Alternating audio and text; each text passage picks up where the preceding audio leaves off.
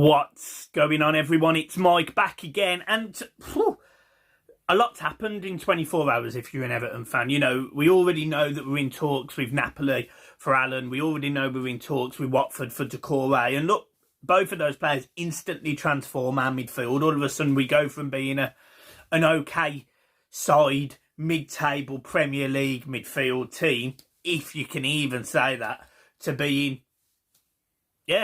challenging top six. You know, I look at the midfields of certainly Arsenal and Spurs, and I think you stick to Corey and Allen in there. I think, you've got a fighting chance. Shane, a lot of the other parts of the team are still pretty shit, but you know, it's much better.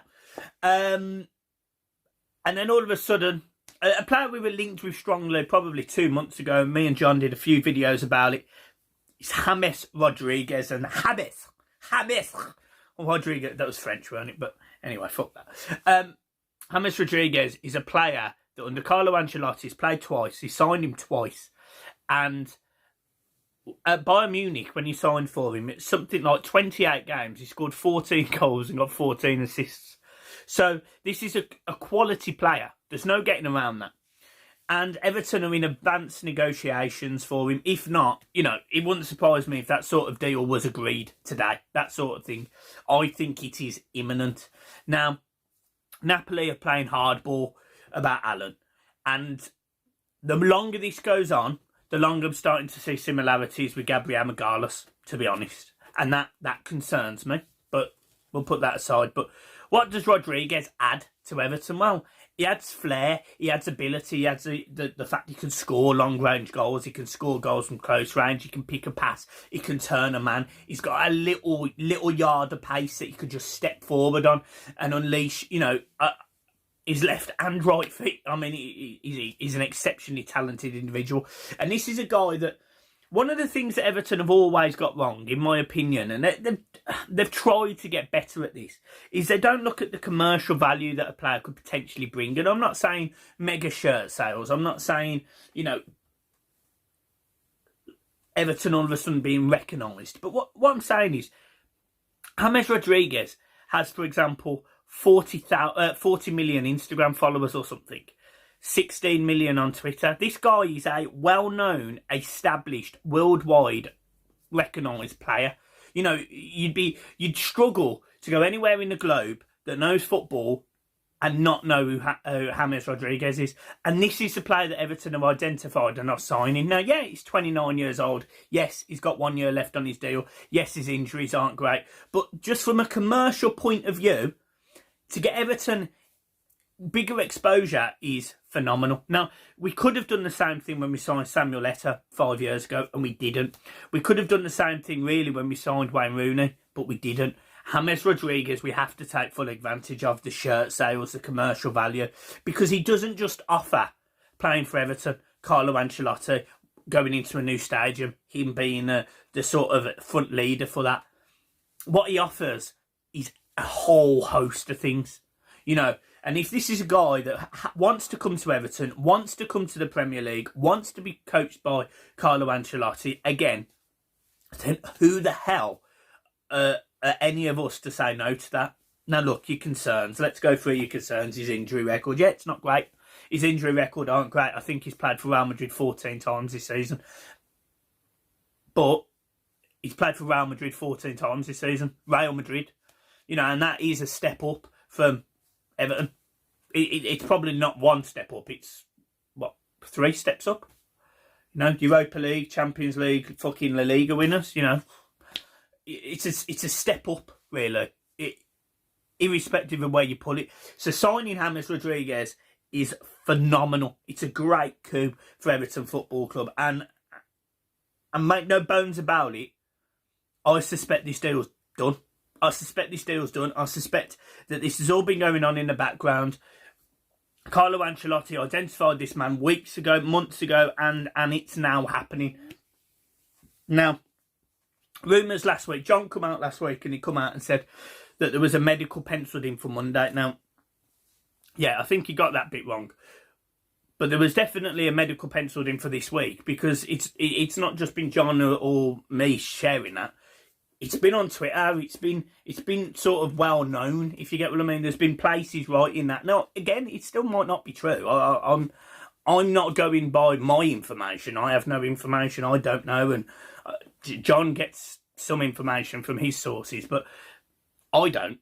But I believe what they're saying, and if there is a medical penciled in, well, it makes sense that it's someone under the radar. Now, at first, I thought it was Tomori, because I thought that would be an easy one to do. It's a loan from Chelsea. In he comes, as he medical, signs for Everton, and joins the first team squad. That's what I suspected. But maybe it is Rodriguez. Who knows? Who knows? All we know is it might happen. But I'm very confident that Rodriguez will get over the line. So let's talk about the others. Doucouré and Allen. All of a sudden, you put them three in Everton's midfield and the team's completely different. Like, that has got balance. It's got poise. It's got quality. So, you know, if you go through the starting lineup, which would be, for me, Lossell, Luca Dean, Holgate, Keane, Mina always put the shits up me, and I've got to be honest, I really like the look of Gibson. I really, really like the look of Gibson. I'd be sending Branthwaite out on loan. I'd be bringing Gibson into the first team. He looked composed. He looked quick on the ball. He looked like he had a good eye. He looked like he could pass well. Something Michael Keane and Yuri Mina can't do. So, you know, I had this debate last night.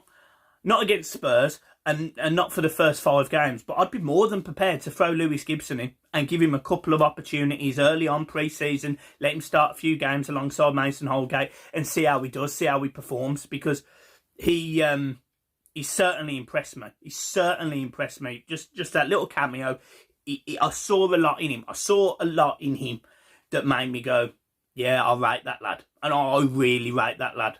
And as we found out, if I rate someone, I'm usually right. No, I'm joking.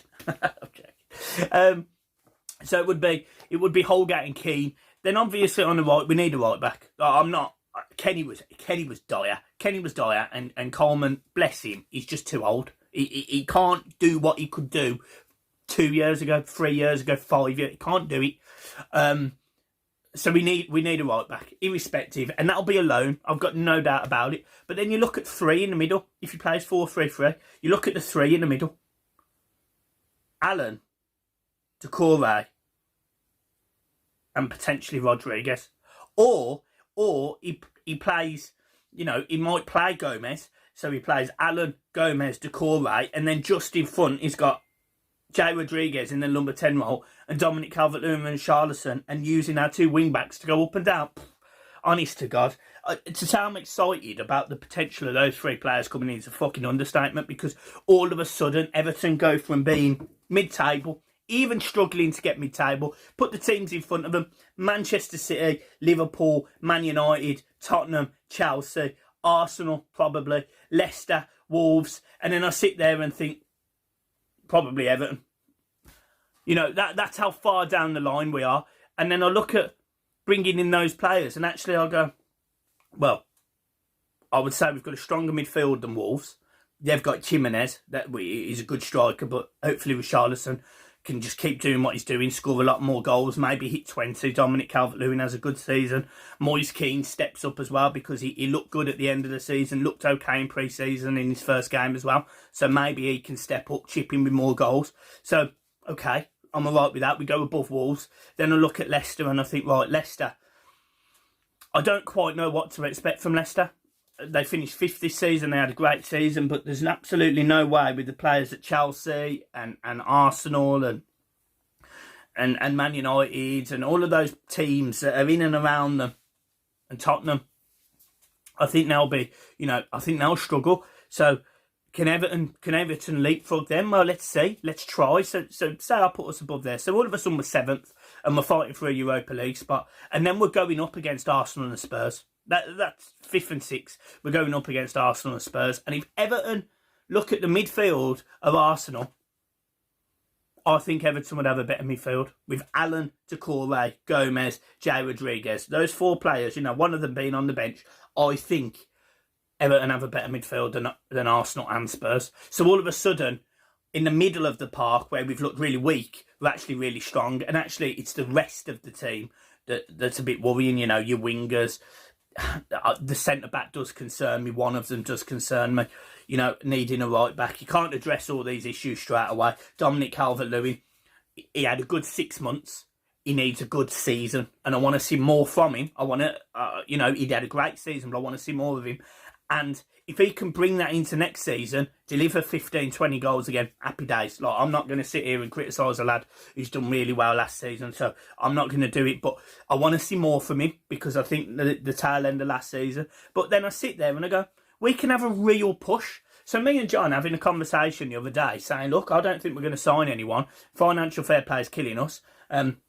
I don't know where we're going to get the money from. I don't know how we can spend it. And me and John, genuinely, this was yesterday afternoon, sat in the car going, I can't believe Everton are fighting over Watford for 10 million for Decore, Allen 5 million with Napoli. We missed out on Magalhaes because of 5 million. We missed out on Silva because we wouldn't offer him as much money wages. You know, I've gone from thinking, shit, we're in a real relegation battle. And, you know, I did a video with Ian Mills the other night, and it was fairly negative. And then all of a sudden, I wake up and read last night some of the news, and I think, actually, he's having a go here. I don't know how we get around it, financial fair play, and I don't know whether we have to take a hit. I don't know whether, for example, next season, even if we finish in the Europa League, we don't get to be in the Europa League. And do you know what? I'd probably take it. I'd probably take the slap on the wrist and go again, because I want to see Everton challenge, be successful, win a domestic cup. You know, and if that means challenging for Europa League, but we're not allowed to play in it because we've overspent on financial fair play, fuck it. Give me an FA Cup any day of the week, but we won't play in Europe. Fine, no problem. I'll fucking deal with that for a season until the season after, when we haven't got the same restrictions. We've paid that whatever fine. We've lost a couple of men in the squad that were allowed. Fine, do it. Absolutely all day, do it. Because I want to see Everton be competitive on a regular basis. And all of a sudden, Everton spending £80 million in the centre of the park, that makes us competitive. So, yeah. Other news, obviously the third kit is out. Now, one thing I'm going to say is Hummel have released 9 shirts. 9. 3 training range tops, 3 kits, and 3 goalkeeper kits. 9 shirts. Now, I don't mean to say this as someone who buys all the shirts and plays football in all the shirts, etc., because I don't buy them all, but I buy a lot of them. And 9 shirts, so you stick the combined £60 per shirt for the goalkeeper and the home. So that's £360. And then you've got the training tops, which are 35, which is another £105. So you've got £465, whatever it is. I'm just quick maths. Whatever it is, off the top of my head, in just shirts alone. That is, it's fucking madness. Fucking madness. So, I think Hummel have been very clever. I don't know how many Umbro released last year because I never looked, but I would certainly say that the training range is really good. There's no doubt about it, and it's probably better value for money than the home shirts, etc. But fucking hell, it's a lot of money, ain't it? It's a lot of money. Anyway, from what I could see, it was the it was the disabled community Everton fans team doing the unveiling, and they did a great job. I actually think, if I'm not mistaken, and I've never met him, but I'm pretty sure James Ditchfield, one of our hardened subscribers, comments to us all the time. John knows him. I'm pretty sure he was in it. So why I didn't find out that kit was green, when he watches this video and he hears his shout out, I want to know why. I want to know why you didn't tell me, you naughty boy, you're teasing me. But yeah, apart from that, that's it. As you can see, I'm slightly animated. I'm happy. I'm, for the first time in a while, I'm looking at Everton and I'm excited. I do believe that if we can get this right, this window, we'll have a good season. I am worried about financial fair play. I am worried about money that we've got to spend, just because we've got so much shit on the books. But we will see. One of the things that me and John discussed, and look, this is just me and John talking, and I'm sharing it with you because, you know, fucking hell, that's what you're there for. You have to listen to me rambling on. Messi leaving Barca. Now, Messi leaves Barca. I don't know how that's going to happen because there's a lot of ifs. You know, just because he said he can't play, he's not going to play for him. He's got 222 million release clause. He's 33 years old and he's on £1 million a week or something. I'm struggling to see teams paying that. But if somebody gets him, Barcelona have got a hell of a lot of money to reinvest. And then I worry about Richarlison. Now, putting it lightly, Richarlison said that, you know, one more year. If Barcelona, offered Everton a lot of money, and I mean enough to essentially get us out of the financial fair play hole, 100 million, 120 million, do you take it? And that's a question I'm asking you. Like, I want the answers in the comments, because if Barcelona offered me 120 million, and I get what people will say about, you know, you need to be keeping your best players. I think we can replace as many goals as Richarlison scores for less money. I think we can get 15 goals from a player for 50 million, 40 million, even 30 million. So I know what Richarlison adds to the team. He adds loads, and I'm not sitting there and saying I want him to leave, because I absolutely don't. It would take an offer that absolutely makes me think, and this is why I'm asking this question. But say for 120 million, do you sell him? And that's a question to you. It's an open question. Don't fucking shoot me down, because I'm stuck on the fence. It just worries me. If Messi goes, they're going to have a shit load of money to reinvest, alongside players like Suarez and Vidal leaving. I mean, fucking hell. And here's another one. If he does leave, would you consider taking someone like Suarez? I know he played for the shite, but would you consider it? Because there's your 15 goals. There's no doubt about that. So, I don't know. You guys have a think. Come back to me. I hope you're all right. I hope everyone's safe and sound. That is the most important thing. I hope you've enjoyed this video, because it was just this was meant to be just a short 7-minute video, and it's ended up being fucking 18 minutes. So, I'm sorry. Make sure you subscribe and like the video. Also, one thing I'm going to say. Our channel is flying. Like, let's not put this in perspective in any other way. We are fucking soaring. And I'm going to tell you something that I don't usually share. I'm burping now. I've got fucking Coke. 469 subscribers in the last 28 days. Now, from my perspective, that's the highest I've ever had in a month. John's been absolutely instrumental to that. The watch along got 13,000 views, which is the highest watch along ever, and actually puts it the second highest video that's ever been on this channel. So thank you. That's in the last week. We're being shared on Instagram. We're being shared on Twitter more. We're popping up all over places. There's people on TikTok getting 40,000 views out of using content off here. So what I'm saying is, guys, this is free to you. This is free.